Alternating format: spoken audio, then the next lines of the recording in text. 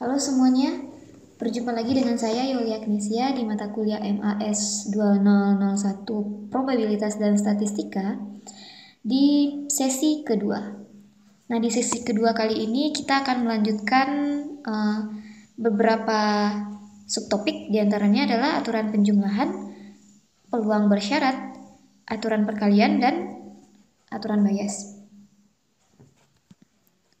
Nah, aturan penjumlahan itu memiliki dua teorema. Yang pertama adalah jika A dan B dua kejadian sembarang, maka peluang A gabung B itu akan sama dengan peluang A ditambah peluang B, lalu kita kurang dengan peluang A irisan B. Nah, akibat dari teorema ini, jika A dan B-nya itu kejadian yang terpisah atau kejadian yang saling bebas, maka peluang A gabung B sama dengan peluang A ditambah peluang B. Jadi di sini itu yang terpisah maksudnya ini adalah A irisan B-nya itu adalah himpunan kosong. Sehingga peluang A irisan B-nya sama dengan 0. Nah, akibat yang kedua, jika kejadian A1, kejadian A2, kejadian A3 dan sampai kejadian AN itu saling terpisah, maka peluang gabungan dari setiap kejadian itu akan sama dengan peluang masing-masing kejadian dijumlahkan. Tahu bisa kita lihat di sini. Di sini kan peluang A1 gabung A2 sampai AN itu sama dengan peluang A1 ditambah peluang A2 sampai nanti dijumlahkan dengan peluang sampai AN ya. Nah, lanjut, akibat terakhir jika A1, A2 sampai Nah, jika A1, A2 sampai AN-nya merupakan suatu sekatan ruang sampel S, maka peluang A1 digabung sampai AN itu akan sama dengan peluang masing-masingnya dijumlahkan, tapi total dari seluruhnya itu akan sama dengan 1. Jadi total peluang gabungan seluruh kejadian pada sekat di ruang sampel itu totalnya harus sama dengan 1. Oke, kita lanjutkan contoh soalnya. Misal, peluang seorang mahasiswa lulus matematika itu 2/3, lalu peluang lulus biologinya 4/9. Nah, bila peluang lulus kedua mata kuliah itu 1/4, berapa peluang lulus paling sedikit satu mata kuliah? Jadi, berapa peluang si mahasiswa itu lulus paling sedikit satu mata kuliah? Nah, di sini kita perlu tuliskan dulu apa saja yang diketahui. Nah, diketahui yang pertama itu adalah peluang si mahasiswa lulus matematika, berarti PM itu adalah 2/3. Kemudian peluang dia lulus biologi saja itu adalah 4/9. Kemudian peluang dia lulus kedua mata kuliah, berarti jadi peluang lulus matematika dan biologi. Nah, jadi di sini kalau ada peluang kedua mata kuliah berarti kan matematika dan biologi. Nah, bisa ditulis dalam bentuk irisan ya. 1/4. Nah, pertanyaannya peluang paling sedikit satu mata kuliah berarti kan matematika saja atau biologi saja. Nah, kalau kata-kata atau ini bisa kita tulis dalam bentuk peluang matematika atau biologi gitu. Nah, jadi seperti teorema sebelumnya, berarti si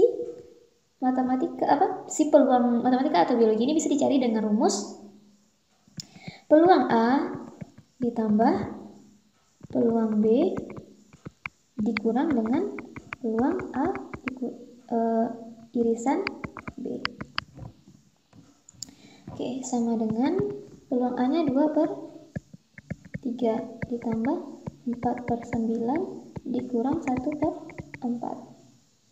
Nah, ini nanti sama dengan 36. 24, 36 bagi 9, 4 ditambah 16, 36 bagi 4 itu 9 dikurang 9.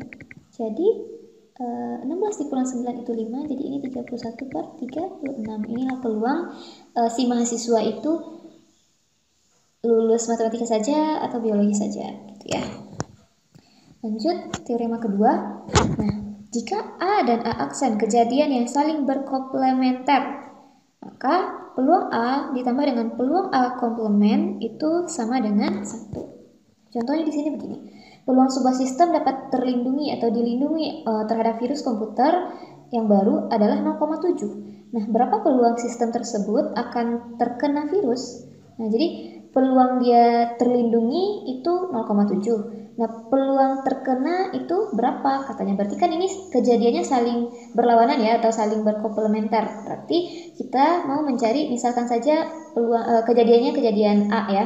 Nah, berarti yang akan kita cari itu adalah peluang A komplemennya. Nah, jadi kalau mau ditulis A itu adalah kejadian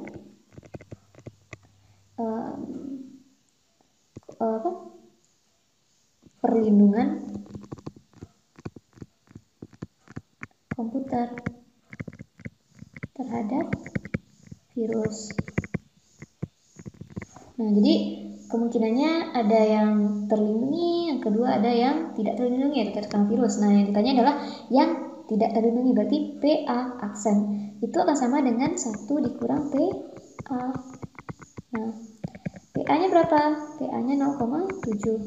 Jadi, PA aksennya adalah 0,3. Lanjut, kita bahas peluang bersyarat. Nah, peluang bersyarat ini adalah peluang terjadinya suatu kejadian B bila diketahui bahwa kejadian A telah terjadi. Jadi di sini kita mau cari peluang B, tapi ada syaratnya, peluang kejadian A udah terjadi dulu gitu. Nah, atau definisi yang lebih formalnya, peluang B bila A diketahui itu dapat dinotasikan seperti ini.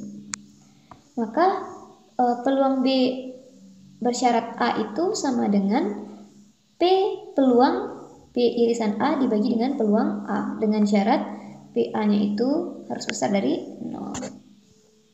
Nah, ada definisi kedua, yaitu kalau misalnya kejadian bebas. Jadi ada definisi kejadian bebas.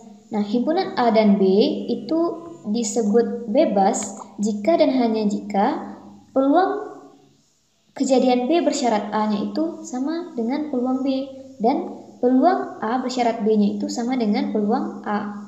Nah, kalau tidak seperti ini, maka himpunan A-nya dan himpunan B-nya itu tidak bebas. Jadi peluang B bersyarat A itu akan sama dengan peluang B itu sendiri, karena si kejadian A tidak mempengaruhi kejadian B. Gitu. Begitu juga sebaliknya, peluang A bersyarat B itu akan sama saja dengan peluang A itu sendiri. Kenapa? Karena si kejadian B tidak mempengaruhi kejadian A.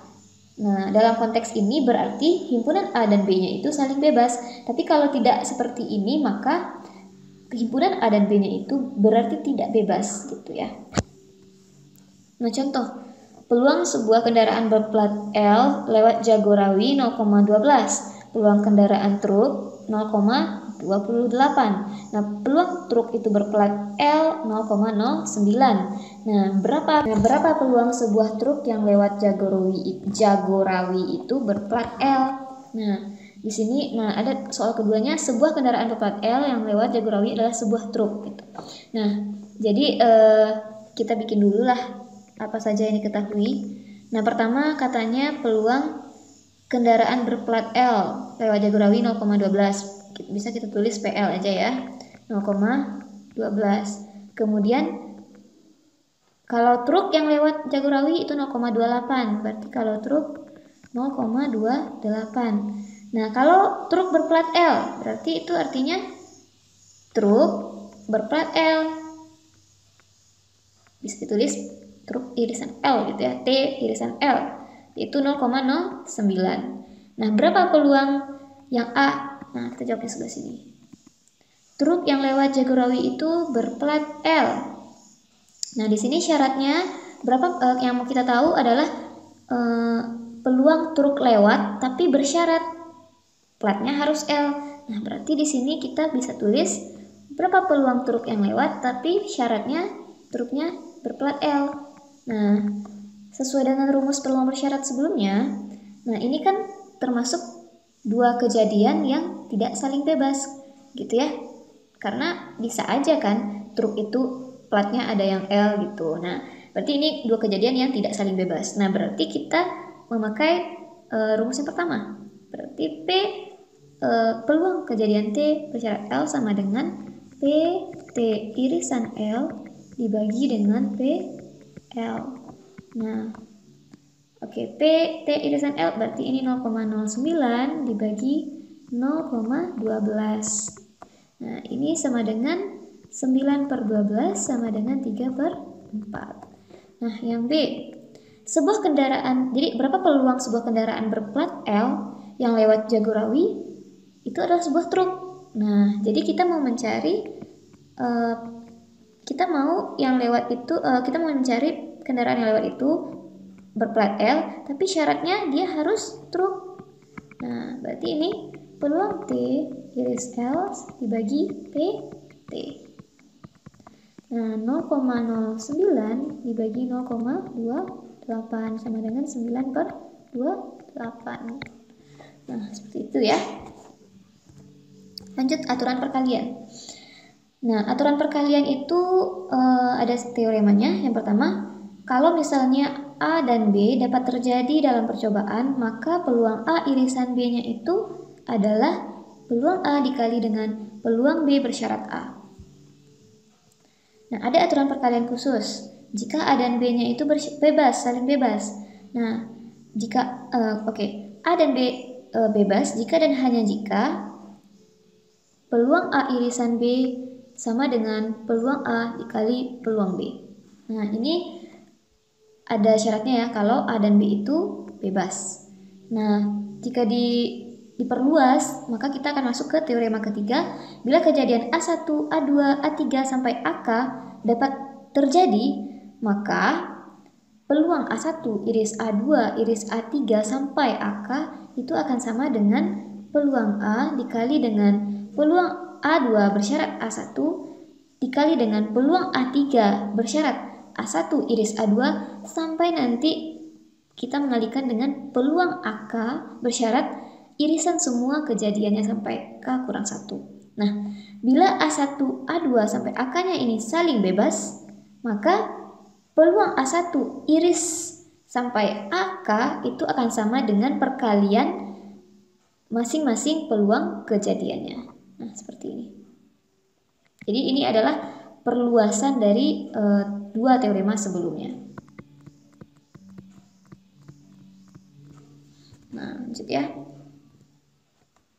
Nah, di sini kita punya 20 sekring katanya di dalam sebuah kotak, 5 diantaranya cacat. Nah, bila 2 sekring dikeluarkan dari kotak satu demi satu secara acak, nah tanpa pengembalian. Nah, jadi yang pertama setelah kita ngambil, kita nggak kembali lagi gitu ya. Nah, berapakah peluang kedua-dua sekring yang kita ambil itu adalah sekring yang cacat? Nah, pertama kita tuliskan dulu lah apa saja yang ditanya atau diketahui gitu ya. Nah, yang diketahui dia semuanya itu N-nya adalah 20. Nah, terus N yang cacat itu ada 5 gitu. Nah, sekarang untuk kejadian pertama. Misalnya P pengambilan pertama sama dengan cacat. Nah, jadi berapa peluang P1-nya itu sama dengan cacat? Maksudnya berapa peluang gitu ya pengambilan pertama si sekringnya itu adalah cacat. Nah, berarti berapa? 5/20. Nah, kemudian udah ya, kita udah punya ini. Sebenarnya kita perlu tahu dulu sih apa sih yang dia tanya.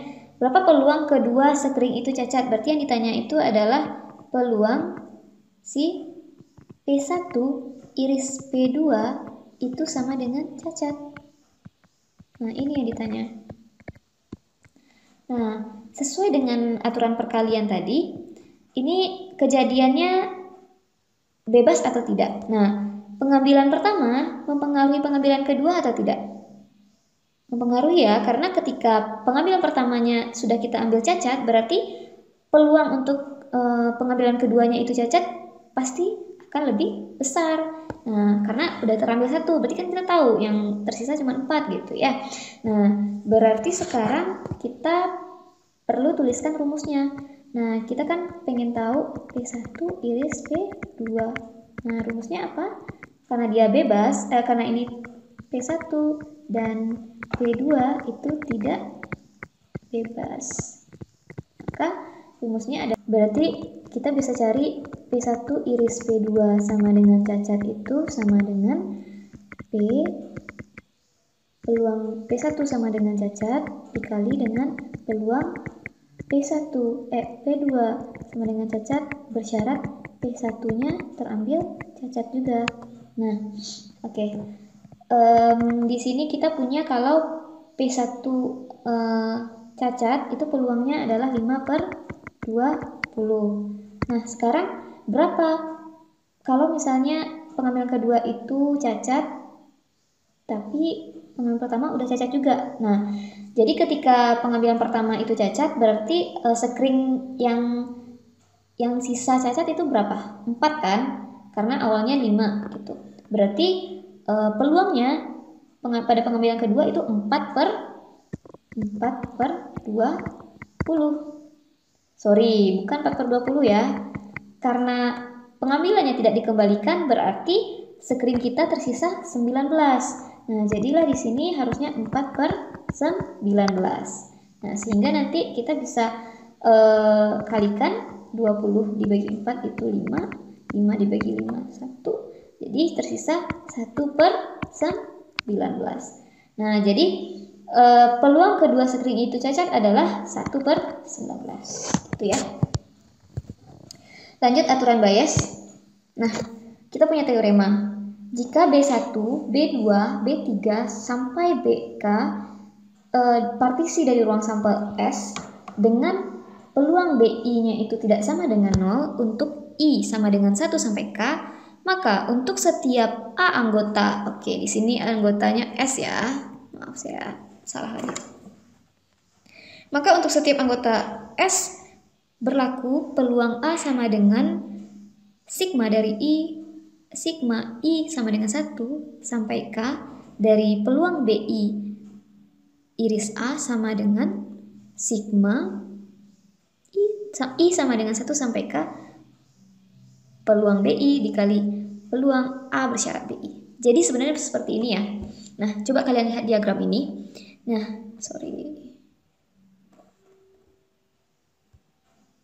Nah, pada diagram ini kita bisa lihat kalau setiap B1, B2 sampai BK itu merupakan partisi dari S. Jadi ke semua si ininya itu S gitu.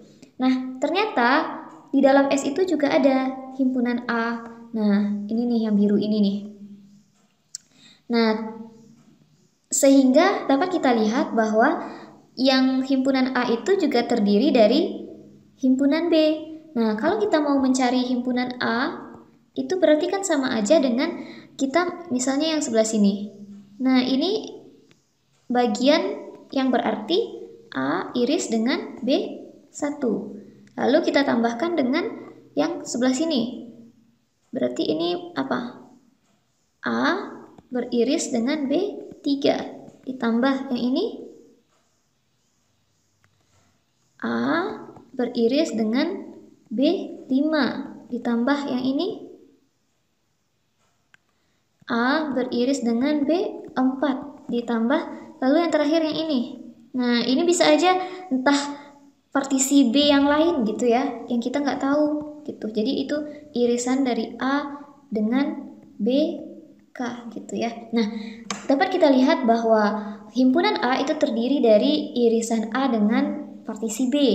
Nah, jadi kalau misalnya kita mau mencari peluang A, itu artinya kita sama aja dengan kita menjumlahkan setiap peluang irisan gitu. Jadi peluang A itu akan sama dengan peluang A iris B1 ditambah peluang A iris B3 sampai seterusnya. Nah, ini kebetulan B2-nya nggak ada irisan gitu ya. Nah, berarti kalau nggak ada irisan nanti A iris B2-nya itu sama dengan himpunan kosong atau peluang sama dengan 0 gitu. Nah, jadi di sini muncul rumus yang ini itu akibat dari si penggambaran diagramnya tadi. Seperti itu ya. Nah, menggunakan aturan perkalian tadi, maka peluang irisan dapat kita cari dengan mengalihkan peluang partisinya dengan peluang bersyarat. Nah, seperti itu. Atau maksudnya kita gunakan aturan perkalian untuk menjabarkan rumus ini. Kira-kira seperti itulah teoremanya. Lanjut, misal. Nah, di sini ada soal. Pada pemilihan kepala desa, dicalonkan 3 orang yaitu Joko, Tony, dan Rama. Peluang Joko terpilih sebagai kepala desa itu 0,4. Nah, peluang Tony itu 0,3. Peluang Rama 0,3. Kalau Joko terpilih, maka peluang perbaikan jalan itu 0,7. Nah, kalau Tony atau Rama yang terpilih, perbaikan jalannya 0,2 atau 0,1. Nah, pertanyaannya, berapa peluang perbaikan jalan? Nah, di sini berarti kita mau cari peluang perbaikan jalan. Berarti misalnya peluang perbaikan jalan apa contohnya? Oke, sekarang kita ini dulu lah, kasih nama ya. Dari tadi kita nggak pernah kasih nama, sehingga nggak jelas gitu ya. Nah, misalnya di sini perbaikan jalan itu misalnya B, perbaikan jalan. Nah, berarti PB itu akan sama dengan, karena di sini kan perbaikan jalannya itu terjadi bergantung kepada siapa kepala desa yang terpilih gitu ya. Nah, berarti kita menggunakan aturan bias. Berarti ini kita akan menjumlahkan semua peluang dari setiap kepala desa yang terpilih dikali dengan peluang bersyaratnya. Nah, pertama dari mulai Joko dulu. Peluang si Joko terpilih dikali dengan, berarti peluang perbaikan jalannya berapa? Berarti B jika Joko terpilih gitu ya. Nah, ditambah kalau misalnya siapa lagi nih? Si Tony terpilih dikali peluang perbaikan jalannya kalau si Tony terpilih, ditambah peluang si Rama terpilih dikali peluang si perbaikan jalannya. Oke, kalau Rama terpilih. Nah, langsung kita bisa ganti ke nilainya. Peluang Joko terpilih tadi adalah 0,4 dikali peluang perbaikan jalan kalau Joko terpilih. Nah, ini Joko adalah 0,7. Ditambah peluang si Tony terpilih 0,3. Nah, perbaikan jalannya adalah 0,2. Ditambah peluang Rama terpilih 0,3.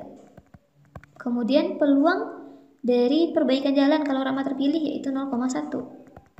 Nah, jadi ini 0,28 ditambah 0,06 ditambah 0,03. Jadi peluang perbaikan jalan totalnya berapa semuanya? Ini 0,09 berarti 0,37 gitu ya. Nah, kira-kira seperti itulah pemakaian aturan bias. Lanjut. Nah, di sini juga kita punya teorema bias. Kejadian untuk setiap BI sekatan dengan I sama dengan 1 sampai K, di mana peluang BI-nya tidak sama dengan 0. Misal A kejadian sembarang dengan peluang A tidak sama dengan 0, maka kita bisa cari peluang si partisi BR bersyarat A itu sama dengan peluang irisan BR dengan A dibagi dengan jumlah dari peluang irisannya. Sebenarnya ini adalah ada kaitannya dengan teorema yang sebelumnya gitu ya. Nah, sehingga nanti yang bagian atas ini kita bisa ganti ke menjadi seperti ini. Kan kita melalui pakai aturan perkalian. Nah, sehingga PB iris A sama dengan P peluang A bersyarat BR dikali peluang BR dibagi dengan sigma tadi. Untuk ini syaratnya untuk I-nya itu 1 sampai K. Oke, berdasarkan contoh aturan bias sebelumnya, jika seseorang ikut melakukan pemilihan kepala desa, nah berapa peluang terpilihnya Joko? Ini ada tambahan soal ya. Seseorang ikut melakukan pemilihan kepala desa, tapi ditunda beberapa minggu gitu ya. Beberapa minggu. Nah, ternyata jalannya sudah diperbaiki. Nah, berarti siapa dong yang terpilih? Berapa peluang Joko terpilih? Begitu. Nah, berarti kita bisa cari P Joko terpilih kalau jalan sudah diperbaiki sama dengan peluang Joko dikali peluang Joko terpilih kalau ini jalan diperbaiki kalau Joko terpilih gitu ya. Dibagi dengan peluang Joko dikali peluang jalan diperbaiki jika Joko terpilih ditambah peluang Tony terpilih dikali peluang jalan diperbaiki kalau Tony terpilih ditambah peluang Rama kalau terpilih dikali peluang jalan diperbaiki kalau Rama terpilih. Sama dengan peluang Joko tadi adalah 0,4. Peluang jalan diperbaiki kalau Joko terpilih 0,7. Dibagi peluang Joko 0,4. Peluang jalan diperbaiki kalau Joko terpilih. Oke, saya lupa. Jalan diperbaiki kalau Joko terpilih 0,7. Nah, berarti 0,7 juga ya, kan udah di atas. Nah, yang si Tony tadi 0,3, dia memperbaiki jalan 0,2, 0,3, dan 0,1. Nah, berarti di sini adalah 0,28 dibagi 0,28 ditambah 0,06 ditambah 0,03. 0,28 dibagi 0,37 atau 28/37. Seperti itu ya kira-kira. Nah, yang terakhir adalah penggunaan teorema Bayes. Nah, saking sangat bermanfaatnya, jadi teorema Bayes ini bisa digunakan untuk menganalisis keputusan investasi, kemudian untuk menganalisis keputusan pergantian mesin, dan untuk mengklasifikasi atau naive Bayes. Nah, jadi sebenarnya aturan Bayes ini sangat bermanfaat gitu. Kemudian udah, ini referensinya sama ya, kita memakai buku Wapol versi Indonesia. Nah, sekian materi peluang, semoga kalian bisa memahaminya dan banyak latihan soal kita lanjutkan di forum diskusi. Terima kasih atas perhatiannya, sampai jumpa di minggu selanjutnya.